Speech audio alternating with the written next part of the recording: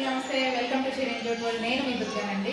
ఈరోజు చేయబోయే వీడియో ఏంటంటే మన షిరీన్ జూట్ వరల్డ్ సెంటర్లో ఈరోజు అండి ఒక బ్యాంక్ ఎంప్లాయీస్ వచ్చి 3 బ్యాగ్స్ అయితే చేయమన్నారండి. లేడీస్ స్టాక్ వచ్చేసి ఈ బ్యాగ్ వచ్చేసండి 15/12 అండి. కూరగాయలు తెచ్చుకోవడానికి మనకి బయటకు ఎక్కడికైనా వెళ్ళినా కానీ సింపుల్గా ఉండేలాగా, వెయిట్ ఉండొద్దు, ఎక్కువ సైజు ఉండదు, సింపుల్గా ఈ బ్యాగ్ అయితే కస్టమర్స్ చేయించుకున్నారండి. అలాగే